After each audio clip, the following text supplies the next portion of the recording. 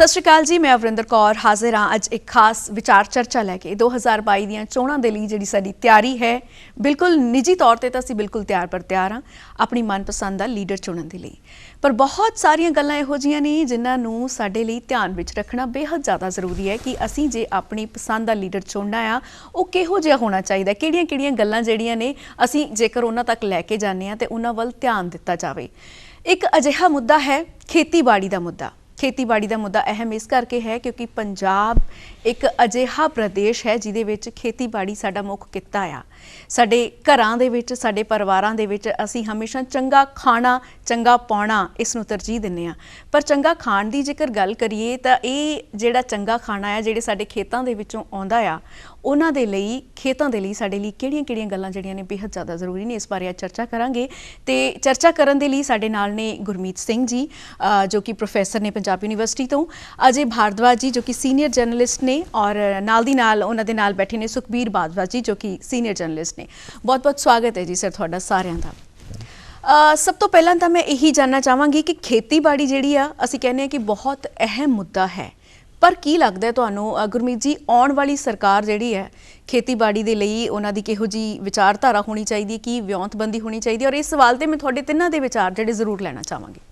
देखिए, चुनाव कोई भी चुनाव हो इस देश में, उसमें किसानों की बात तो हमेशा होती है क्योंकि हमारे देश में किसानों का एक बड़ा वर्ग है और सबसे बड़ा वर्ग है। हम कहते भी हैं कि कृषि प्रधान देश है हमारा। और पंजाब की हम बात कर रहे हैं तो पंजाब तो उसका सिरमौर है, एक तरह से सरताज है। और पंजाब के किसानों का बहुत योगदान है देश को आत्मनिर्भर बनाने में। आपको मालूम ही है कि जब आज़ादी हुई थी, जब हम आज़ाद हुए थे तो हमें जो खाने के लिए हमारे पास पूरी तरह से हम सेल्फ सफिशिएंट नहीं थे, लेकिन पंजाब में जो हरित क्रांति हुई और उसके बाद पंजाब हरियाणा, आप दोनों चाहे मान लीजिए पहले एक ही प्रदेश थे, तो उन्होंने देश की बहुत जो खाद्यान्न की समस्या थी, जो लोगों पूरे देश का जो एक, और आज सरप्लस है हमारा देश, तो वो पंजाब की वजह से है।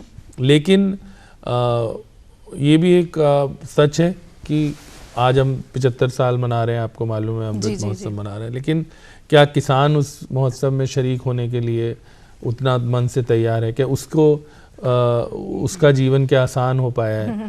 तो हर इलेक्शन में उसकी बात होती है, लेकिन बाद में उसके लिए जितना किया जाना चाहिए संभवतः वो नहीं हो पाता। और हमें उम्मीद करनी चाहिए कि इस बार, क्योंकि पीछे एजिटेशन भी हुई है और भी चीज़ें हैं पंजाब में, कि आगे उनके जो समाधान उनका ठोस हो। उनको हम दोष तो दे देते हैं कि जी आप पराली जला देते हो, ये कर देते हो, लेकिन उनका जीवन कितना कठिन है ये आपको देखना। अभी ये बरसात हो रही है आजकल, आपको मालूम है, बेमौसम बरसात है, और अब आप सोचिए पंजाब में कितना नुकसान हो रहा होगा खेती। इवन ये सिर्फ पंजाब च नहीं, जिथे जिथे भी बरसात इस वक्त बेमौसमी हो रही है, हर जगह ही किसानी का, खेतीबाड़ी का नुकसान जिहड़ा हो रहा। तुसीं इस बारे की कहना चाहोगे? विਉਂਤਬੰਦੀ ਦੀ ਜੇਕਰ ਗੱਲ ਕਰੀਏ ਤੇ ਕੀ ਵਿਉਂਤਬੰਦੀ ਸਰਕਾਰ ਵੱਲੋਂ ਹੋਣੀ ਚਾਹੀਦੀ ਕਿਸਾਨਾਂ ਦੇ ਲਈ, ਖਾਸ ਤੌਰ ਤੇ ਪੰਜਾਬ ਦੇ ਵਿੱਚ? देखो, पंजाब की जी एग्रीकल्चर है एक बहुत बड़े क्राइसिस चो निकल रही है। हालांकि पंजाब तो ही ग्रीन रेवोल्यूशन शुरू होया सी, हरित क्रांति शुरू हुई थी, पंजाब के फार्मर की बहुत बड़ी कंट्रीब्यूशन रही है। Punjab became a food basket of the country. तो इस वेले किसान की हालत यह है कि मतलब पैदावार करना ਉਹਦੇ ਲਈ बड़ा मुश्किल हो गया।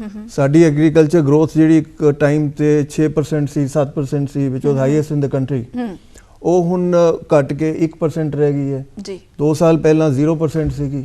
ਤੇ ਕਿਤੇ ਨਾ ਕਿਤੇ ਖੇਤੀ ਨੂੰ ਪੰਜਾਬ ਦੇ ਅੰਦਰ ਰੀਡਿਫਾਈਨ ਕਰਨ ਦੀ ਲੋੜ ਹੈ। ਖੇਤੀ ਨੇ ਪੰਜਾਬ ਦੀ ਜ਼ਮੀਨ ਨਾਲ ਬਹੁਤ ਘਾਣ ਕਰ ਲਿਆ। ਪੰਜਾਬ ਦੀ ਜ਼ਮੀਨ ਪ੍ਰੈਕਟੀਕਲੀ ਬੰਜਰ ਹੋ ਚੁੱਕੀ ਹੈ ਕਿਉਂਕਿ ਜਦੋਂ ਤੱਕ ਅਸੀਂ ਖਾਦ ਨਹੀਂ ਪਾਵਾਂਗੇ ਜਾਂ ਪੈਸਟੀਸਾਈਡ ਨਹੀਂ ਪਾਉਂਦੇ ਤੇ ਉਹਦੇ ਵਿੱਚੋਂ ਕੁਝ ਕੱਢਣਾ ਬੜਾ ਮੁਸ਼ਕਿਲ ਕੰਮ ਹੈ। ਦੂਸਰਾ ਹੈ ਕਿ ਪਾਣੀ ਦਾ ਲੈਵਲ ਬਹੁਤ ਥੱਲੇ ਚਲਾ ਗਿਆ। तीसरा है कि फार्मर्स की जी इंडेटनेस है, कर्जा ही है पंजाब का बहुत ज़्यादा बढ़ गया है। तो असी देख रहे हैं कि पिछले 8-10 सालों तो सुसाइड्स बड़े हो रहे हैं, बहुत ज़्यादा हो रहे हैं। बिल्कुल। तो एक बड़ा व्यापक जिन्होंने कहते हैं एग्रीकल्चर का क्राइसिस हैगा, जिहदे बारे सरकारां नूं हुण तक एक नवी पॉलिसी लैके आ जानी चाहिए सीगी, लेकिन ये बड़ी मंदभागी गल है कि हजे तक कोई रिवाइवल ऑफ एग्रीकल्चर जिस तरह आप कहने हैं, ताकि पंजाब दोबारा हरित क्रांति का इंडिया का लीडर बने, लीडिंग स्टेट बने, उस तक आने लई दोबारा एक पॉलिसी बननी चाहिए सी स्टेट वालों। ਤੇ ਉਹ ਅਨਫੋਰਚੂਨੇਟਲੀ ਨਹੀਂ ਬਣੀ ਤੇ ਮੈਨੂੰ ਲੱਗਦਾ ਪੰਜਾਬ ਦਾ ਕਿਸਾਨ ਇਸ ਵੇਲੇ ਬਹੁਤ ਗੰਭੀਰ ਕ੍ਰਾਈਸਿਸ ਤੋਂ ਨਿਕਲ ਰਿਹਾ ਜੀ ਤੇ ਉਹਦਾ ਹੀ ਨੀਡਸ ਇਮੀਡੀਏਟ ਅਟੈਂਸ਼ਨ। ਜੀ ਬਾਜਵਾ ਜੀ, ਤੁਸੀਂ ਇਸ ਬਾਰੇ ਕੀ ਕਹਿਣਾ ਚਾਹੋਗੇ? ਜਿਵੇਂ ਇਹਨਾਂ ਨੇ ਗੱਲ ਕੀਤੀ ਹੈ ਕਿ ਪਾਲਿਸੀ ਹੋਣੀ ਚਾਹੀਦੀ ਹੈ, ਕਿਹੜੀ ਪਾਲਿਸੀ ਜਿਹੜੀ ਆ ਹੋਵੇ ਜਿਹੜੀ ਕਿ ਵਾਕਿਆ ਹੀ ਕਿਸਾਨਾਂ ਨੂੰ ਫਾਇਦੇਮੰਦ ਹੋਵੇ? ਨਹੀਂ, ਇਸ ਬੇਸਿਕਲੀ ਤੇ ਕਿਸਾਨ ਨੂੰ ਇੱਕ ਵੋਟ ਬੈਂਕ ਸਮਝ ਲਿਆ ਗਿਆ ਜੀ। ਜਦੋਂ ਵੀ ਨੇੜੇ ਆ ਕੇ ਉਹਨਾਂ ਨਾਲ ਵਾਅਦੇ ਕਰਕੇ ਵਾਅਦੇ ਨਿਭਾਉਂਦੇ ਨਹੀਂ ਆ, ਉਹਨਾਂ ਵਾਅਦਿਆਂ ਦੀ ਆਸ ਨਾਲ ਉਹ ਸਾਲ, 1.5 ਸਾਲ, 2 ਸਾਲ ਕੱਟ ਦਿੰਦਾ ਹੈ, 3 ਸਾਲ ਬੀਤ ਜਾਂਦੇ ਨੇ, ਧਰਨੇ ਮਾਰਦਾ ਹੈ, ਆਖਰਕਾਰ ਖੁਦਕੁਸ਼ੀਆਂ ਦਾ ਦੌਰ ਘਟਦਾ ਨਹੀਂ ਹੈ, ਕਰਜ਼ਾ ਨਾ ਘਟ ਸਕਦਾ ਤੇ ਨਾ ਹੀ ਉਹ ਉਹਦੇ ਬਗੈਰ ਰਹਿ ਸਕਦਾ। ਲੇਕਿਨ ਹਾਲਾਤ ਇਹੋ ਜਿਹੇ ਬਣ ਗਏ ਪੰਜਾਬ ਦੇ, ਹੁਣ ਜਿਹੜਾ 70% ਸਾਡਾ ਆਬਾਦੀ ਪੰਜਾਬ ਦੀ ਉਹ ਰੂਰਲ ਏਰੀਆ 'ਚ ਹੈ ਜੀ, ਤੇ ਉਹ ਜਿਹੜਾ ਮੇਨ ਡੋਮੀਨੇਟ ਜ਼ਿਆਦਾ ਸੁਸਾਇਟੀ ਆ ਉਹੀ ਬਹੁਤ ਪਰੇਸ਼ਾਨ ਹੈ ਜਾ ਕੇ। ਅਸੀਂ ਮੈਂ ਪੜ੍ਹਦਾ, ਮੈਂ ਰੋਜ਼ ਅਸੀਂ ਪੜ੍ਹਦੇ no farmer no food, no farmer no food ਦਾ ਸਲੋਗਨ ਆਪਾਂ ਨੂੰ ਜੇ ਪ੍ਰੈਕਟੀਕਲੀ ਦੇਖਿਆ ਜਾਵੇ ਆ ਕੇ, ਜਿਹੜੇ ਪੰਜਾਬ ਦਾ ਕਿਸਾਨ ਹੈ, ਇਹ ਹੈਰਾਨ ਹੋ ਤੁਸੀਂ ਵੀ, ਜਿਹੜਾ ਕਿਸਾਨ ਜਿਸ ਕਰਕੇ ਜਦੋਂ ਵੀ ਇੱਕ ਹੈਗੀ ਵੀ ਅਸੀਂ ਦੇਖਦੇ ਜਦੋਂ ਕੋਈ ਕਿਸੇ ਦੀ ਮੌਤ ਹੋ ਜਾਂਦੀ ਹੈ ਉਹਦਾ ਪੂਰਾ ਰਿਪੋਰਟ ਬਣਦੀ ਹੈ ਵੀ ਕਿਉਂ ਮਰਿਆ, ਕਾਰਨ ਹੈ ਜੀ ਖੁਦਕੁਸ਼ੀ ਕੀਤੀ। ਇੱਥੇ ਤਾਂ ਰਿਪੋਰਟ ਹੀ ਪਿਛਲੇ ਕਈ ਸਾਲਾਂ ਤੋਂ ਖੁਦਕੁਸ਼ੀ ਜਿਹੜੇ ਕਿਸਾਨ ਕਰ ਰਹੇ ਨੇ ਉਹਨਾਂ ਦੀ ਰਿਪੋਰਟ ਨਾ ਪੰਜਾਬ ਐਗਰੀਕਲਚਰ ਯੂਨੀਵਰਸਿਟੀ ਬਣਾ ਪਾਈ ਹੈ। ਸ਼ੁਰੂਆਤ ਕੀਤੀ ਜ਼ਰੂਰ ਸੀਗੀ ਆ ਕੇ, ਲੇਕਿਨ ਇਹ ਡਾਟਾ ਹੀ ਕੋਈ ਨਹੀਂ ਜੀ। ਸਾਡੇ ਮੁਲਕ ਦਾ ਅੰਦਾਤੇ ਦੀ ਮੌਤ ਹੋ ਜਾਵੇ, ਉਹ ਖੁਦਕੁਸ਼ੀ ਕਰ ਲੇ, ਸਾਡੇ ਕੋਲ ਡਾਟਾ ਹੀ ਨਾ ਹੋਵੇ ਆ ਕੇ, ਸਾਨੂੰ ਇਹੀ ਨਾ ਕਾਰਨ ਹੋਵੇ। ਇਹਦਾ ਕਾਰਨ ਕੀ ਹੈ ਜੀ? ਕਾਰਨ ਜੇ ਪਤਾ ਲੱਗ ਜਾਵੇ ਵੀ ਕਰਜ਼ਾ ਹੈ ਤੇ ਕਰਜ਼ਾ ਕਿਉਂ ਹੈ, ਘੱਟੋ ਘੱਟ ਇੰਨੇ ਵੱਡੇ ਆਪਾਂ ਰਿਸਰਚ ਕਰਨੇ ਆ, ਇੰਨਾ ਪੈਸਾ ਖਰਚ ਕਰਦੇ ਆ, ਤੇ ਘੱਟੋ ਘੱਟ ਸਾਨੂੰ ਉਹਦੇ ਜਿਹੜੇ ਦੁੱਖ ਦਰਦ ਕਾਰਨ ਹੈ ਉਹਨੂੰ ਲੱਭ ਕੇ, ਬਿਲਕੁਲ ਜਿਵੇਂ ਅਜੇ ਜੀ ਕਰੇ, ਪਾਲਿਸੀ ਤਾਂ ਇਹ ਬਣਾਉਣੀ ਚਾਹੀਦੀ ਹੈ, ਕਿਉਂਕਿ ਕੋਈ ਵੀ ਚੀਜ਼ ਆ ਰੂਲ ਬਗੈਰ ਨਹੀਂ। ਅਸੀਂ ਘਰੋਂ ਗੱਡੀ ਚੱਕਦੇ ਆ, ਸਾਨੂੰ ਪਤਾ ਟ੍ਰੈਫਿਕ ਰੂਲਸ ਕੀ ਨੇ, ਤੇ ਜਦੋਂ ਕਿਸਾਨ ਜ਼ਮੀਨ ਵਾਂਦਾ ਹੈ ਉਹਨੂੰ ਪਤਾ ਹੋਵੇ ਮੇਰੇ ਲਈ ਪਾਲਿਸੀ ਕੀ ਹੈ। ਤੁਸੀਂ ਰੂਲਸ ਦੀ ਗੱਲ ਕੀਤੀ ਗੁਰਮੀਤ ਜੀ, ਬਹੁਤ ਸਾਰੇ ਕਾਨੂੰਨ ਨੇ ਜਿਹੜੇ ਬਣੇ ਹੋਏ ਨੇ ਕਿਸਾਨਾਂ ਦੇ ਹਿੱਤ ਦੇ ਲਈ। ਉਹਨਾਂ ਦੇ ਵਿੱਚ ਇੱਕ ਕਾਨੂੰਨ ਹੈ ਬੀਮੇ ਦਾ ਕਾਨੂੰਨ, ਅਸੀਂ ਫਸਲ ਦਾ ਬੀਮਾ ਕਰਾ ਸਕਦੇ ਹਾਂ। ਪਾਲਿਸੀਜ਼ ਦੀ ਗੱਲ ਕੀਤੀ ਅਜੇ ਜੀ ਨੇ ਕਿ ਪਾਲਿਸੀਜ਼ ਬਣਦੀਆਂ ਨੇ ਪਰ ਉਹ ਇੰਪਲੀਮੈਂਟ ਨਹੀਂ ਹੋ ਪਾਉਂਦੀਆਂ। ਤੁਹਾਨੂੰ ਕੀ ਲੱਗਦਾ ਹੈ ਕਿ ਇਹ ਜਿਹੜੀ ਕਮੀ ਆ ਕਿੱਥੇ ਰਹਿ ਰਹੀ है? देखिए, जैसे इंडस्ट्रियलिस्ट की बात करें तो उनकी एक लॉबी है ना, वो सरकारों को प्रभावित करते हैं और उसके मुताबिक अपनी नीति बनती है। बड़ी बड़ी उनके CII है, PhD चैम्बर है और तमाम, वो आप जानते हो कि वो पॉलिटिकल पार्टीज को सपोर्ट भी कर सकते हैं और इस तरह से वो इन्फ्लुएंस करते हैं। किसान अनफॉर्चुनेटली इस तरह का प्रेशर ग्रुप नहीं बन पाया कि वो एक रेगुलर लेवल, ठीक है, उसकी बात तो सारे करते हैं। कि ਜਿਹੜਾ ਸਾਡਾ ਪੰਜਾਬ ਦੀ ਗੱਲ ਕਰੀਏ ਜਾਂ ਹਿੰਦੁਸਤਾਨ ਦੀ ਗੱਲ ਕਰੀਏ ਤੇ ਜ਼ਿਆਦਾਤਰ ਜਿਹੜੀ ਖੇਤੀ ਆ ਉਹ ਪੰਜਾਬ ਦੇ ਵਿੱਚ ਹੁੰਦੀ ਆ, ਤੇ ਕਿਸਾਨਾਂ ਦਾ ਧਿਆਨ ਰੱਖਣਾ ਤਾਂ ਸ਼ੁਰੂ ਤੋਂ ਬਹੁਤ ਜ਼ਿਆਦਾ पंजाब में होती है। लेकिन आप देखो कि जो हमारी अगली पीढ़ी है पंजाब की, क्या वो उससे जुड़ रही है? किसान बेचारे जमीन बेच के, एजेंटों के चक्कर में फंस के इलीगल बच्चों को बाहर भेज रहे हैं सिर्फ उनके। तो अगर आने वाले समय में और जोत जो है वो छोटी होती जा रही है धीरे धीरे, तो हमें इसके बारे में सोचना पड़ेगा। जो अब देखो कह देते हैं हम डाइवर्सिफिकेशन पॉलिसीज कहने के लिए बनी हुई है, लेकिन कितनी जगह पर उसको किसानों को सपोर्ट दिया गया, कितनी जगहों पर ग्रीन हाउस बनाने की कोशिश की गई। और आप जानते हो चाहे पंजाब हो, चाहे हरियाणा हो या हिमाचल हो, जहाँ पर भी कोशिश की गई कुछ किसानों ने अपने लेवल पे, वहाँ ऐसे एग्जाम्पल्स हैं कि उसी ज़मीन में वो अच्छी आय कर पाते हैं अगर उन्होंने सब्जियां उगाई या फूल उगाए। कुछ एक एग्जाम्पल मैंने सुने हैं, जैसे सोनीपत में मुझे याद है कि उन्होंने सिर्फ फूल उगाए, वो दिल्ली में बहुत डिमांड है उसकी। लेकिन किसान को उतनी, जैसे इन्होंने कहा एग्रीकल्चर यूनिवर्सिटीज़ की जो स्टेटस है उनका कितना दखल है।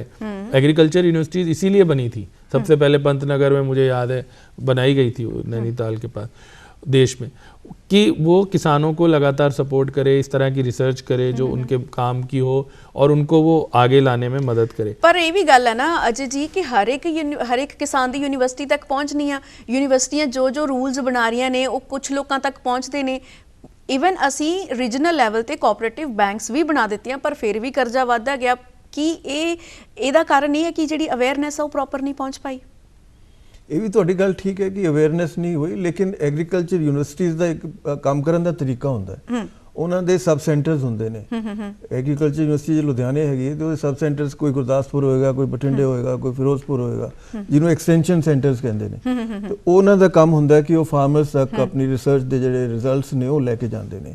ਉਹਨਾਂ ਦੇ ਰਿਜ਼ਲਟਸ ਫਾਰਮਰਸ ਕਿੰਨਾ ਕੁ ਅਡਾਪਟ ਕਰ ਸਕਦੇ ਨੇ, ਉਹ ਕਈ ਪ੍ਰੈਕਟੀਕਲ ਪ੍ਰੋਬਲਮਸ ਹੁੰਦੀਆਂ ਨੇ, ਕਿਉਂਕਿ ਉਹ ਤਾਂ ਅਕੈਡਮਿਕ ਕੰਮ ਕਰਕੇ ਦਿੰਦੀ ਹੈ ਯੂਨੀਵਰਸਿਟੀ ਜੋ ਵੀ ਕਰਦੀ ਹੈ।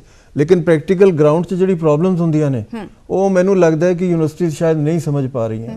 ਇਸ ਕਰਕੇ ਹੀ ਪੰਜਾਬ ਦੀ ਜਿਹੜੀ ਐਗਰੀਕਲਚਰ ਹੈ ਉਹ ਇਸ ਵੇਲੇ ਬਹੁਤ ਵੱਡੇ ਕ੍ਰਾਈਸਿਸ 'ਚ ਹੈ। ਯੂਨੀਵਰਸਿਟੀਜ਼ ਨੂੰ ਪਤਾ ਹੈਗਾ ਵੀ ਕ੍ਰਾਈਸਿਸ ਕੀ ਹੈਗਾ, ਲੇਕਿਨ ਉਹਦਾ ਸਮਾਧਾਨ ਕਰਨ ਲਈ ਅਲੱਗ ਉਪਰਾਲੇ ਚਾਹੀਦੇ ਨੇ, ਅਲੱਗ ਐਫਰਟਸ ਚਾਹੀਦੇ ਨੇ, ਅਲੱਗ ਦਿਸ਼ਾ ਚਾਹੀਦੀ ਹੈ, ਇਨੀਸ਼ੀਏਟਿਵ ਚਾਹੀਦਾ ਹੈ, ਕਿਉਂਕਿ ਫਾਰਮਰ ਆਪਣੇ ਆਪ ਕੁਝ ਨਹੀਂ ਕਰ ਸਕਦਾ। ਜਿਸ ਤਰ੍ਹਾਂ ਕਿਹਾ ਗਿਆ ਵੀ ਜੇ ਕਰਜ਼ਾ ਹੈਗਾ ਤੇ ਕਿਉਂ ਹੈਗਾ ਜੀ, ਉਹ ਸਿਸਟਮ ਨੂੰ ਤੋੜਨ ਦੀ ਲੋੜ ਹੈ। ਉਹ ਪਾਲਿਸੀਜ਼ ਦੀ ਜਦੋਂ ਤੁਸੀਂ ਗੱਲ ਕਰਦੇ ਹੋ ਕਿ ਬਹੁਤ ਸਾਰੀਆਂ ਪਾਲਿਸੀਜ਼ ਬਣਾਈਆਂ ਗਈਆਂ, ਪਾਲਿਸੀਜ਼ ਦੇ ਵਿੱਚ ਆ ਪਿਛਾ ਜਿਹੜੇ ਬਿੱਲ ਬਣੇ ਸੀਗੇ ਬਹੁਤ ਹਾਈ ਲੈਵਲ ਤੇ ਐਜੀਟੇਸ਼ਨ ਵੀ ਹੋਇਆ, ਬਹੁਤ ਸਾਰੀਆਂ ਚੀਜ਼ਾਂ ਜਿਹੜੀਆਂ ਉੱਭਰ ਕੇ ਸਾਹਮਣੇ ਆਈਆਂ, ਬਹੁਤ ਸਾਰੇ ਡਰਾਬੈਕਸ ਵੀ ਸੀ ਜਿਹੜੇ ਲੋਕਾਂ ਨੂੰ ਪਤਾ ਲੱਗੇ, ਪਰ ਫਿਰ ਵੀ ਕਿਤੇ ਨਾ ਕਿਤੇ ਇਹ ਜਿਹੜੀਆਂ ਪਾਲਿਸੀਜ਼ ਕਿਸਾਨਾਂ ਵੱਲੋਂ ਅਸੈਪਟ ਨਹੀਂ ਹੁੰਦੀਆਂ। ਕੀ ਕਹਿਣਾ ਚਾਹੋਗੇ ਸੁਖਬੀਰ ਜੀ ਤੁਸੀਂ ਇਸ ਬਾਰੇ? ਪਿਛਲੇ ਜਿਹੜੇ 3 ਬਿੱਲ ਆਏ ਸੀ ਖਾਸ ਤੌਰ ਤੇ, ਦੇਖੋ 2 ਚੀਜ਼ਾਂ ਨੇ ਜਿਹੜੀਆਂ ਕਿਸਾਨ ਜਿਹੜਾ ਭੁਗਤਦਾ, ਇੱਕ ਅਦਾਲਤੀ ਖਰਚੇ, ਇੱਕ ਉਹਨੂੰ ਉਸ ਤਰ੍ਹਾਂ ਮਾਰ ਜਾਂਦੀ ਹੈ ਲੋਨ ਲੈਂਦੇ ਹੈਗੇ। ਜਿਵੇਂ ਆਪਾਂ ਕਹਿੰਦੇ ਕਿ ਤੁਸੀਂ ਮੰਨੋਗੇ ਵੀ ਇਦਾਂ ਦੀਆਂ ਯੂਨੀਵਰਸਿਟੀ ਜਿਹੜੇ ਡਿਪਾਰਟਮੈਂਟ ਐਗਰੀਕਲਚਰ ਹੈ ਉਹ ਘਰ ਤੱਕ ਦਾ ਬਲਾਕ ਅਫਸਰ ਤੱਕ ਦੇ ਹੈਗੇ ਨੇ ਜੀ, ਪਿੰਡਾਂ ਤੱਕ ਦੇ ਅਫਸਰ ਹੈਗੇ ਨੇ, ਲੇਕਿਨ ਰੀਚ ਨਹੀਂ ਹੈ। ਇੱਕ ਇੱਥੇ ਸਰਕਾਰ ਦੀ ਮਨਸ਼ਾ, ਡਿਪਾਰਟਮੈਂਟ ਦੀ ਮਨਸ਼ਾ, ਉਹ ਮਨਸ਼ਾ ਕਲੀਅਰ ਨਹੀਂ ਹੈ, ਮਨਸ਼ਾ ਠੀਕ ਨਹੀਂ ਹੈ। ਅਗਰ ਮਨਸ਼ਾ ਠੀਕ ਹੋਵੇ ਤਾਂ ਕਿਸਾਨ ਦੂਰਦਰਸ਼ਨ ਨਾ ਹੋਵੇ। ਤੇ ਮੰਨੋਗੇ ਸਭ ਤੋਂ ਜ਼ਿਆਦਾ ਸੰਗਰੂਰ ਡਿਸਟ੍ਰਿਕਟ ਇਦਾਂ ਦਾ ਹੈ ਜਿੱਥੋਂ ਸ਼ੁਰੂਆਤ ਹੁੰਦੀ ਹੈ ਪਾਣੀ ਥੱਲੇ ਜਾਂਦਾ ਜੀ। ਈਵਨ ਇੱਕ ਹੁਣੇ ਜਿਹੜੀ ਸਰਵੇ ਹੋਇਆ ਉਹਦੇ ਚ ਵੀ ਇਹੀ ਹੈ, 150 ਦੇ ਕਰੀਬ ਬਲਾਕ ਨੇ, 117 ਸਾਡੇ ਡਾਰਕ ਜ਼ੋਨ ਚ ਨੇ ਜੀ। ਉਸ ਤੋਂ ਬਾਅਦ ਤੁਸੀਂ ਮੰਨ ਲਓ ਕਿ ਜੇ ਆਪਾਂ ਨੂੰ ਪਤਾ ਕਿ 1 ਕਿਲੋ ਝੋਨਾ ਲਾਉਂਦੇ ਆਪਾਂ ਜਿਹੜਾ ਨਿਕਲਦਾ ਆਤਿਓ 4000 ਲੀਟਰ ਪਾਣੀ ਖਰਚ ਹੋ ਰਿਹਾ ਹੈ, ਤੇ ਘੱਟੋ ਘੱਟ ਆਪਾਂ ਉਹਨੂੰ ਸਮਝਾਉਣਾ ਬਹੁਤ ਮੁਸ਼ਕਲ ਹੋ ਰਿਹਾ ਹੈ ਕਿ ਵੀ 4000 ਲੀਟਰ 1 ਕਿਲੋ ਝੋਨੇ ਦੇ ਖਰਾਬ ਹੋ ਰਿਹਾ ਹੈ, ਲਾਗਤ ਹੈਗੀ ਹੈ, ਤੇ ਇਟ ਮੀਨਸ ਦੂਜੀ ਫਸਲ ਤੇ ਸਿਰਫ ਇੰਨੇ ਲੀਟਰ ਲੱਗਦਾ ਹੈਗਾ। ਪਰ ਇਹਦੇ ਵਿੱਚ ਬਹੁਤ ਵੱਡਾ ਰੋਲ ਐਮਐਸਪੀ ਦਾ ਵੀ ਹੈ ਨਾ, ਕਿ ਸਿਰਫ 2 ਹੀ ਫਸਲਾਂ ਤੇ ਸਾਨੂੰ ਐਮਐਸਪੀ ਮਿਲ ਰਹੀ ਹੈ। ਉਹਦੇ ਵਿੱਚ ਮੋਨੋਕਲਚਰ ਦੀ ਜੇ ਗੱਲ ਕਰਦੇ ਅਸੀਂ ਗੱਲ ਕਰਦੇ ਹੋਰ ਖੇਤੀ ਕਿਉਂ ਨਹੀਂ ਹੋ ਰਹੀ? ਜਿਵੇਂ ਗੁਰਮੀਤ ਜੀ ਨੇ ਗੱਲ ਕੀਤੀ ਕਿ ਵੱਖਰੀ ਜਗ੍ਹਾ ਤੇ ਵੱਖਰੀਆਂ ਖੇਤੀਆਂ ਕਰਨੀਆਂ ਚਾਹੀਦੀਆਂ ਨੇ, ਕਿ ਪੰਜਾਬ ਦੇ ਵਿੱਚ ਇਹ ਪੋਸੀਬਲ ਨਹੀਂ ਆ। ਬੀਬਾ ਜੀ ਤੁਸੀਂ ਦੱਸਾਂ, ਇਹ ਤੁਸੀਂ ਟੱਪ ਕੇ ਇੱਧਰ ਤੁਸੀਂ ਸਮਾਣਾ, ਪਾਤੜਾ, ਪਟਿਆਲਾ, ਰਾਜਪੁਰਾ ਦੂਜੇ ਆ ਜੇ, ਇੱਥੇ ਤਾਂ ਫਸਲ ਦੂਜੀ ਲਾਉਂਦੇ ਨਹੀਂ ਹੈ, ਇੱਥੇ ਫਸਲ ਹੀ ਸਬਜ਼ੀ ਦੀ ਲੱਗਦੀ ਹੈ ਜੀ। ਇਹ ਸਬਜ਼ੀ ਐਗਰੀਕਲਚਰ ਉਹ ਬੇਸਿਕਲੀ ਵੈਜੀਟੇਬਲਸ ਤੇ ਹੀ ਸਰਵਾਈਵ ਕਰ ਰਹੇ ਸਾਰਾ ਕਿ ਇੱਕ ਪੰਜਾਬ ਦੇ ਵਿੱਚ ਅਲੱਗ-ਅਲੱਗ ਫੂਡਸ ਆਉਂਦੇ ਨੇ। ਇੱਕ ਮਿਹਨਤ ਹੁੰਦੀ ਆ ਕਿ ਜਿਹੜੀ ਨਵੀਂ ਜਨਰੇਸ਼ਨ ਹੈ ਜਿਹਨੂੰ ਪਤਾ ਕਿ ਮੈਂ ਬਾਹਰ ਨਹੀਂ ਜਾਣਾ, ਨਹੀਂ ਤਾਂ ਹਰ ਪਿੰਡ ਦੇ ਵਿੱਚ ਹਰ ਤੀਜਾ ਬੰਦਾ ਘਰ ਜਿਹੜਾ ਉਹ ਕੈਨੇਡਾ ਬੈਠਾ ਹੋਇਆ ਜੀ। ਉਹਨੂੰ ਕੈਨੇਡਾ ਪਿੰਡ 'ਚ ਬੈਠੇ ਬੰਦੇ ਨੂੰ ਦਿੱਲੀ ਦਾ ਰਾਹ ਨਹੀਂ ਪਤਾ ਹੁੰਦਾ, ਉਹਨੂੰ ਕੈਨੇਡਾ ਦੀ ਗਲੀ ਪਤਾ ਹੁੰਦੀ ਕਿੱਥੇ ਕਿੱਥੇ ਹੈਗੀ ਹੈ। ਇਟ ਮੀਨਸ ਤੁਸੀਂ ਕਿਤੇ ਨਾ ਕਿਤੇ ਆਪਾਂ ਆਪਣੇ ਜਵਾਨ ਬੱਚੇ ਨੂੰ, ਯੂਥ ਨੂੰ, ਤੁਸੀਂ ਦੇਖੋ ਅਸੀਂ ਤੱਤੀ ਹਵਾ ਤੋਂ, ਗਰਮ ਹਵਾ ਤੋਂ, ਮਾੜੀ ਸੁਸਾਇਟੀ ਤੋਂ ਬਚਾਉਂਦਾ ਜ਼ਿਮੀਦਾਰ, ਬਚਾ ਕੇ ਤੇ ਉਹ ਬੱਚੇ ਨੂੰ ਸੁਬਦਾ 18 ਸਾਲ ਬਾਅਦ ਵਿਦੇਸ਼ 'ਚ ਜੀ ਪਾਲਦੇ ਅਸੀਂ ਆ, ਕੰਮ ਬਾਹਰ ਕਰਦੇ ਨੇ। ਤੁਸੀਂ ਗੱਲ ਕੀਤੀ ਵਾਟਰ ਲੌਗਿੰਗ ਦੀ, ਜਿਹਨੂੰ ਆਪਾਂ ਪਾਣੀ ਦੀ ਸਮੱਸਿਆ ਕਹਿ ਰਹੇ ਹਾਂ, ਤੁਹਾਨੂੰ ਲੱਗਦਾ ਹੈ ਗੁਰਮੀਤ ਜੀ ਕਿ ਪਾਣੀ ਦਾ ਕੋਈ ਠੋਸ ਜਿਹੜਾ ਆ ਉਹ ਹੱਲ ਹੋ ਸਕਦਾ ਹੈ? नहीं, देखो हल तो कोई भी ऐसी चीज़ नहीं है जिसका नहीं हो सकता, है ना। मंशा होनी चाहिए, नीयत होनी चाहिए और एफर्ट होनी चाहिए जी। अब जैसे मैं आपको एक उदाहरण देता हूँ, जहाँ जहाँ भी कोऑपरेटिव मूवमेंट स्ट्रांग हुआ इस बार, बल्कि अच्छी बात है बजट में हमारी जो फाइनेंस मिनिस्टर हैं उन्होंने कोऑपरेटिव पे बात की है, क्योंकि वो अच्छे प्रयोग हुए हैं। लेकिन वो मूवमेंट भी अभी उस तरह से, असल में होता क्या है, मैंने देखा जब राज्यों में और जगहों पर कि जो ये एग्रीकल्चर कोऑपरेटिव डिपार्टमेंट है, मतलब जो लोग जो अच्छे अफसर माने जाते हैं वो जाना चाहते हैं एक्साइज टैक्सेशन में या टाउन कंट्री प्लानिंग में, एग्रीकल्चर में कोई नहीं जाना चाहता, या कोऑपरेटिव में, वो मतलब उस तरह की प्रायोरिटी नहीं है। अदरवाइज हल होना आज के समय में जहाँ टेक्निक इतनी ज़्यादा आगे है ना, अगर आप वैक्सीन बना सकते हैं, इस बार आपको पता है इतनी जल्दी वैक्सीन बन गई कोरोना की, तो ये चीज़ें तो बहुत आसान है। बहुत सारे एरियाज ऐसे हैं जहाँ पर इन्होंने कहा कि पानी नीचे चला गया है, वहाँ पे आप जल संरक्षण करके, वाटर कंजर्वेशन करके, तालाब बना के वो कर सकते हैं। और जहाँ पर जो वाटर लेवल ऊपर है जो जिसकी ये बात आपने करी, वहाँ पे भी समाधान साइंटिस्ट जो हैं उनमें मुझे पूरा ये विश्वास है कि उनमें क्षमता है। बात है कि इन्वॉल्व हो, जैसे इन्होंने कहा अब एग्रीकल्चर यूनिवर्सिटी काम कर रही है, गवर्नमेंट अपने लेवल पे डिपार्टमेंट काम कर रहा है, एग्रीकल्चर का महकमा बहुत बड़ा मिलेगा आपको, लेकिन वो कितने तालमेल से काम कर रहे हैं, वो किसानों को कितना समझा पा रहे हैं। क्योंकि कई बार ये होता है कि किसान, जैसे इन्होंने कहा इनसिक्योरिटी में, अगर आप उसे कहेंगे भी उसे इस बात को पूरा, तो अल्टीमेटली क्या हुआ, फिर कहीं ना कहीं ट्रस्ट डेफिसिट जी, है जी। सरकारों के बीच में, डिपार्टमेंट्स के बीच में और किसानों के बीच जी। में। अगर विश्वास हो जाए, मैं आपको कोई चीज कहूं और आपको ये विश्वास हो कि जी ये करके करेगा पक्का, तभी आप मेरे साथ चलोगे। ਪਰ ਉਹ अदरवाइज ਵਿਸ਼ਵਾਸ ਬਣੇ ਕਿਵੇਂ? ਅਜੇ ਜੀ ਕੀ ਕਹਿਣਾ ਚਾਹੋਗੇ ਤੁਸੀਂ? ਆਉਣ ਵਾਲੀ ਸਰਕਾਰ ਜਿਹੜੀ ਹੈ ਕੀ ਇਹੋ ਜਿਹਾ ਕਰੇ ਕਿ ਕਿਸਾਨਾਂ ਦਾ ਵਿਸ਼ਵਾਸ ਪੱਕਾ ਹੋਵੇ? ਕੀ ਤੁਹਾਨੂੰ ਲੱਗਦਾ ਹੈ ਕਿ ਠੋਸ ਪਹਿਲਾਂ ਤੇ ਕਦਮ? ਮੈਂ ਜਿਸ ਤਰ੍ਹਾਂ ਸੁਖਬੀਰ ਜੀ ਗੱਲ ਕਰ ਰਹੇ ਸੀਗੇ, ਉਹਨੂੰ ਥੋੜਾ ਜਿਹਾ ਅੱਗੇ ਲਿਜਾ ਕੇ ਕਹਿਣਾ ਚਾਹੂੰਗਾ ਜੀ ਕਿ ਮਾਰਕੀਟਿੰਗ ਜਿਹੜੀ ਹੈਗੀ ਹੈ ਉਹ ਇੱਕ ਬੜੀ ਵੱਡੀ ਸਮੱਸਿਆ ਹੈ।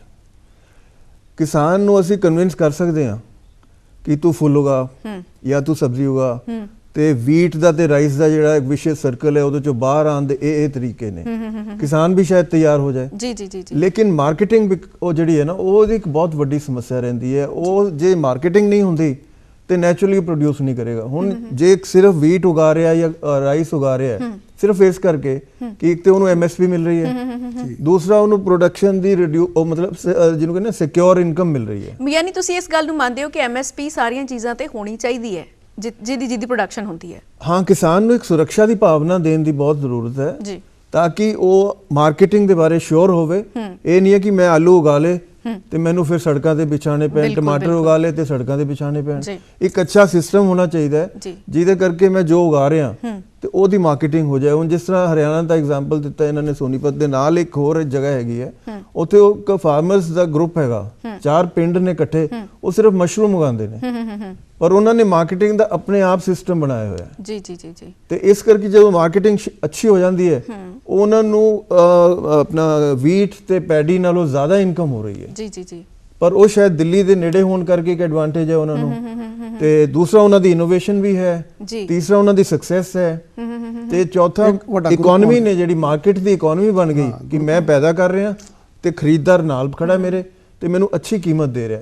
ਇਹ ਸਿਸਟਮ ਜਿਹੜਾ ਨਾ, ਇਹ ਬਣਾਉਣ ਦੀ ਲੋੜ ਹੈ, ਇਹ ਰਿਸਟੋਰ ਕਰਨ ਦੀ ਲੋੜ ਹੈ। ਤੁਹਾਡਾ ਇਸ ਬਾਰੇ ਕੀ ਕਹਿਣਾ ਕਿ ਜਿਹੜੇ 3 ਕਾਨੂੰਨ ਸੀ ਉਹਨਾਂ ਨੇ ਵੀ ਇਸੇ ਪ੍ਰਮੋਸ਼ਨ ਦੀ ਗੱਲ ਕੀਤੀ ਸੀ, ਤੇ ਇਹਦੇ 'ਚ ਤੁਹਾਨੂੰ ਕੁਝ ਲੱਗਦਾ ਹੈ ਕਿ ਜਿਵੇਂ ਮਨਸ਼ਾ ਦੀ ਗੱਲ ਹੋਈ ਹੈ ਵੀ ਇਹ ਜਿਹਾ ਕੁਝ ਸੀਗਾ? गवर्नमेंट हालांकि अपनी तरफ से उसको जो गरीब हैं उनको, अब आपको पता है कोरोना के टाइम पे भी फ्री में अनाज दिया है, तो वो नेचुरली वो अनाज वहीं से निकला है। लेकिन जैसे मैंने आपको बताया कि जब तक किसान को आप विश्वास उसका, मान लो आप कोई कानून भी बनाते हो, अगर उसको आप विश्वास दिला दोगे कि ये कानून आपके लिए, और जैसे मैंने कहा, मान लो अगर वो सब्जी भी उगा रहा है ना, उसको लगता है कि ये जो मैं 2 रुपए में मेरा टमाटर खरीद रहे हैं, वो जाके मार्केट में 20 रुपए में रहा है या 40 में रहा है। आपको पता ही है कितनी महंगाई रही है सब्जियों को लेकर, और किसान को उसका फायदा नहीं पहुंच पा रहा। ये एक सबसे बड़ी गुत्थी है। जिस दिन ये गुत्थी सुलझ जाएगी कि भाई बीच के 18 रुपए कहाँ जा रहे हैं, है ना, और वो कम से कम, और उसके लिए जरूरी क्या है? जरूरी ये है कि भाई किसान को ऐसी सुविधा, वो व्यापारी बनाए ना आके कोल्ड स्टोरेज, नहीं तो फिर वो डर जाता है।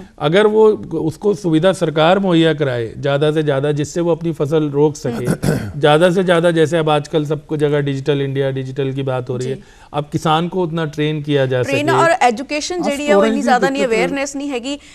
ਅਜੇ ਜੀ, ਜਿਵੇਂ ਇਹਨਾਂ ਨੇ ਗੱਲ ਕੀਤੀ ਡਿਜੀਟਲ ਦੀ, ਹੈ ਨਾ, ਡਿਜੀਟਲ ਤਾਂ ਸਾਰਾ ਕੁਝ ਹੋਣ ਲਈ ਤਿਆਰ ਆ, ਅਸੀਂ ਵੀ ਤਿਆਰ ਹੈਗੇ ਆ, ਪਰ ਚਲੋ ਡਿਜੀਟਲ ਤੇ ਗੱਲ ਆਪਾਂ ਜ਼ਰੂਰ ਕਰਾਂਗੇ, ਮੈਂ ਤੁਹਾਡੇ ਜਾਣਨਾ ਚਾਹਾਂਗੀ ਵਿਚਾਰ ਇਸ ਤੇ। ਪਰ ਜੇ ਗੱਲ ਕਰਦੇ ਹਾਂ ਹੁਣ ਪਿਛਲੇ 3 ਕਾਨੂੰਨਾਂ ਦੀ, ਤੁਹਾਡੇ ਇਸ ਬਾਰੇ ਕੀ ਵਿਚਾਰ ਨੇ? ਕਿਉਂਕਿ ਸਾਰਿਆਂ ਦੀ ਜਿਹੜੀ ਰਾਏ ਹੈ ਬਹੁਤ ਜ਼ਿਆਦਾ ਅਹਿਮ ਹੈਗੀ, ਅਹਿਮੀਅਤ ਰੱਖਦੀ ਹੈ। ਤੁਹਾਡਾ ਕੀ ਕਹਿਣਾ ਇਸ ਬਾਰੇ?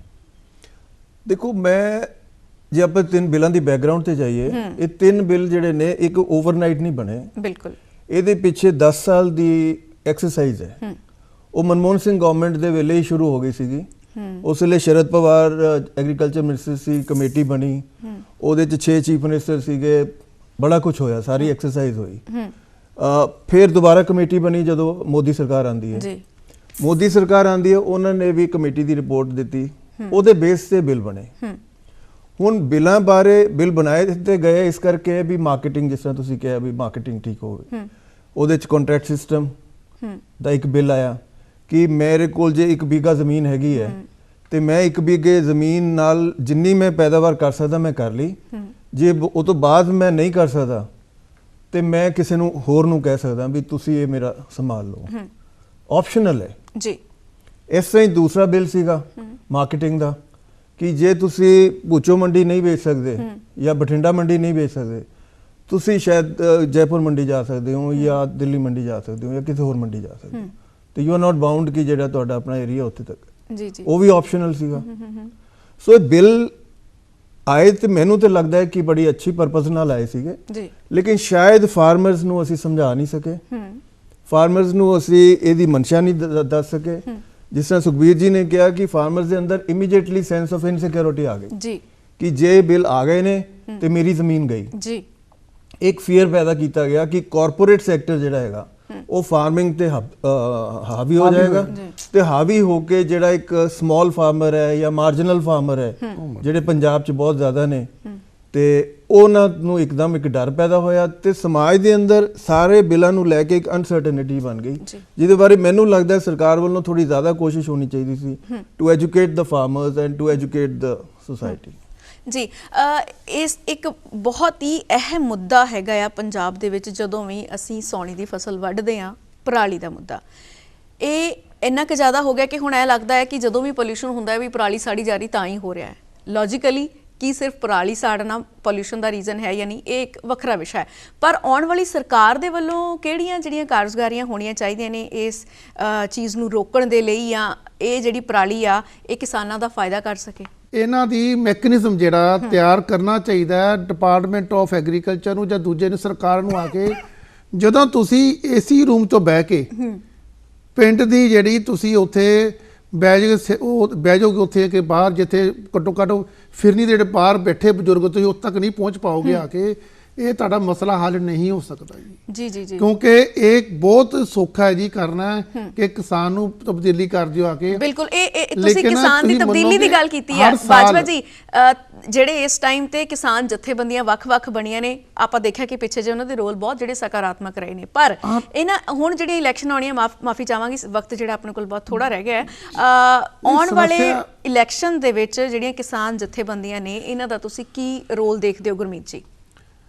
किसान जत्थेबंदियों का बहुत बड़ा रोल है क्योंकि वो डायरेक्ट जुड़ी हुई हैं है ना लेकिन उसके लिए जो राजनीति में पड़ जाती है उसकी वजह से शायद वो जो अगेन उनकी जो क्रेडिबिलिटी है लोगों के बीच जो उनकी साख है वो उस तरह से नहीं रह जाती अदरवाइज तो लोगों को यूनाइट करने समझाने में शायद सरकार से ज़्यादा बड़ा रोल वो प्ले कर सकती है और किसी भी चीज़ के लिए क्योंकि वो डायरेक्ट है मान लो अगर पराली का और जो पराली की भी बात है मैंने कहीं पढ़ा था अभी मुझे पूरा तो याद नहीं पराली का भी इस्तेमाल हो सकता है ऐसा आज की तारीख में साइंस बहुत आगे है अगर आप उसको अपने बिजली बनाने वाले प्लांट जड़े नहीं लगे नहीं पर बहुत कट ने कम है मैं वही कह रहा हूँ जब तक आप उसको एक मुहिम की तरह नहीं लोगे और उसको टॉप प्रायोरिटी नहीं दोगे जी जी जी इलेक्शन में तो आप दे देते हो टॉप प्रायोरिटी जी कि किसान की बात हर पार्टी करती है लेकिन इलेक्शन के बाद जब सरकार बन जाती है तब वो प्रायोरिटी तब भी रहे मैं कई बार कहता हूँ कि जो मैनिफेस्टो होते हैं वो पार्टी ऑफिस में रह जाते हैं सेक्रेटरिएट में पहुंचते ही नहीं है जी जी जी वो पार्टी जब तक जो इलेक्शन है तब तक वो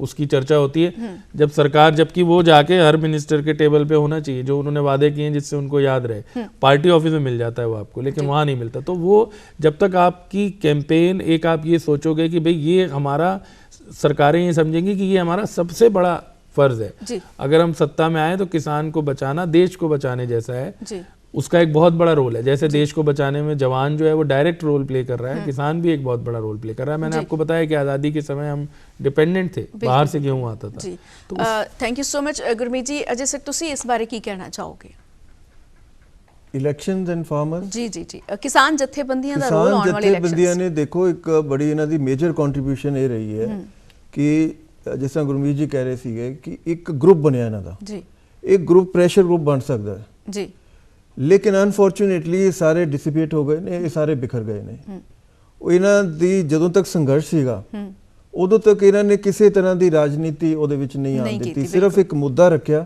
ਉਸ ਮੁੱਦੇ ਤੇ ਸੰਘਰਸ਼ ਕੀਤਾ ਜੋ ਹੀ ਉਸ ਮੁੱਦੇ ਦੇ ਸੰਘਰਸ਼ ਦੀ ਇਹਨਾਂ ਨੂੰ ਸਫਲਤਾ ਮਿਲੀ ਇਹਨਾਂ 'ਚ ਬਿਖਰਾਵ ਆਉਣਾ ਸ਼ੁਰੂ ਹੋ ਗਿਆ ਕੋਈ ਕਈਆਂ ਦੀ ਰਾਜਨੀਤਿਕ ਐਂਬੀਸ਼ਨ ਜਾਗ ਗਈ ਕਈਆਂ ਦੀ ਨਹੀਂ ਜਾਗੀ ਕਈ ਕਹਿੰਦੇ ਅਸੀਂ ਲੜਾਂਗੇ ਕਈ ਕਹਿੰਦੇ ਨਹੀਂ ਲੜਾਂਗੇ ਸੋ ਜਿਹੜੀ ਇੱਕ ਕੰਸੋਲੀਡੇਸ਼ਨ ਆਫ ਓਪੀਨੀਅਨ ਹੋਈ ਸੀਗੀ ਉਹ ਔਨ ਵੇ ਟੂ ਇਲੈਕਸ਼ਨ ਮੈਨੂੰ ਲੱਗਦਾ ਕਿ ਉਹ ਬਿਖਰ ਗਈ ਹੈ ਜੀ ਤੇ ਜਿਹੜਾ ਇੱਕ ਗਰੁੱਪ ਬਣ ਸਕਦਾ ਸੀ ਇਨਫਲੂਐਂਸ਼ੀਅਲ ਗਰੁੱਪ ਬਣ ਸਕਦਾ ਸੀਗਾ ਜਿਹੜਾ ਕੱਲ ਨੂੰ ਐਡਮਿਨਿਸਟ੍ਰੇਸ਼ਨ ਤੇ ਵੀ ਪ੍ਰੈਸ਼ਰ ਪਾ ਸਕਦਾ ਸੀ ਉਹਨਾਂ ਦੀ ਪਾਲਿਸੀ ਬਣਾਉਣ ਤੇ ਪ੍ਰੈਸ਼ਰ ਪਾ ਸਕਦਾ ਸੀ ਅੱਗੇ ਉਹਨੂੰ ਦਿਸ਼ਾ ਦੇਣ ਲਈ ਇੱਕ ਗਰੁੱਪ ਬਣ ਸਕਦਾ ਸੀਗਾ ਤੇ ਉਹ ਮੈਨੂੰ ਲੱਗਦਾ ਕਿ ਇਸ ਵੇਲੇ ਥੋੜਾ ਜਿਹਾ ਕਮਜ਼ੋਰ ਥੋੜਾ ਨਹੀਂ ਕਾਫੀ ਕਮਜ਼ੋਰ ਹੋ ਗਿਆ ਕਿਉਂਕਿ ਇਹ ਆਪਸ 'ਚ ਹੁਣ ਕਾਫੀ ਬਿਖਰ ਜੇ ਗਏ ਨੇ ਲੇਕਿਨ किसानी एक अहम मुद्दा है ਕਿਸਾਨੀ ਦੇ ਜਿਹੜੇ ਮੁੱਦੇ ਨੇ ਉਹਨਾਂ ਨੂੰ ਸਾਰੀ ਪੋਲੀਟੀਕਲ ਪਾਰਟੀਆਂ ਨੂੰ ਬੜੇ ਗੰਭੀਰਤਾ ਨਾਲ ਲੈਣਾ ਚਾਹੀਦਾ ਹੈ ਤੇ ਅੱਗੇ ਜਿਹੜੀ ਸਰਕਾਰ ਆਂਦੀ ਹੈ ਉਹ ਤੋਂ ਬਹੁਤ ਆਸ਼ਾ ਰੱਖੀ ਜਾਂਦੀ ਹੈ ਕਿ ਉਹ ਕਿਸਾਨਾਂ ਦੀ ਜਿਹੜੀ ਸਮੱਸਿਆਵਾਂ ਨੇ ਜਿਸ ਤਰ੍ਹਾਂ ਨਾਲ ਕਿਸਾਨ ਅੰਦੋਲਿਤ ਹੈ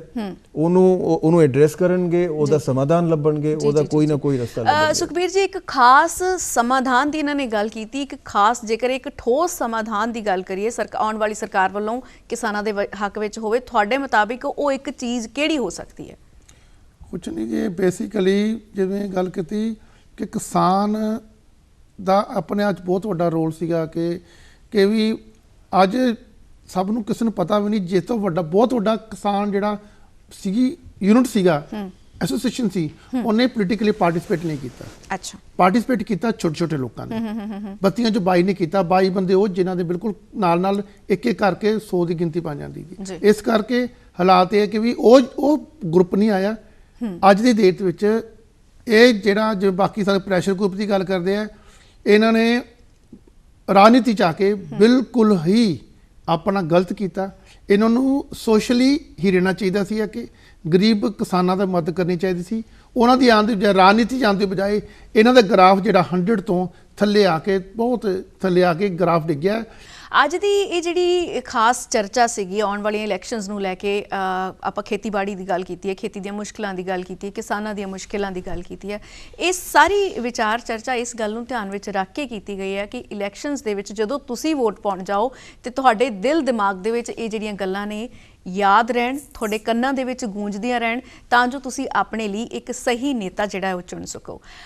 ਅੱਜ ਦੀ ਇਸ ਖਾਸ ਚਰਚਾ ਦੇ ਵਿੱਚ ਗੁਰਮੀਤ ਜੀ, ਅਜੇ ਜੀ ਤੇ ਸੁਖਬੀਰ ਜੀ, ਤੁਹਾਡਾ ਬਹੁਤ ਧੰਨਵਾਦ। ਤੁਸੀਂ ਸ਼ਾਮਿਲ ਹੋਏ, ਆਪਣੇ ਕੀਮਤੀ ਸਮੇਂ 'ਚੋਂ ਵਕਤ ਦਿੱਤਾ। ਸੋ ਇਹ ਸੀ ਦੂਰਦਰਸ਼ਨ ਚੰਡੀਗੜ੍ਹ ਦੀ ਖਾਸ ਪੇਸ਼ਕਸ਼। ਆਉਣ ਵਾਲੇ ਦਿਨਾਂ ਦੇ ਵਿੱਚ ਤੁਹਾਡੀ ਤਿਆਰੀ ਦੇ ਲਈ ਕਿਹੜੀਆਂ ਗੱਲਾਂ ਜਿਹੜੀਆਂ ਨੇ ਤੁਸੀਂ ਧਿਆਨ ਵਿੱਚ ਰੱਖਣੀਆਂ ਨੇ ਉਹਦੇ ਲਈ।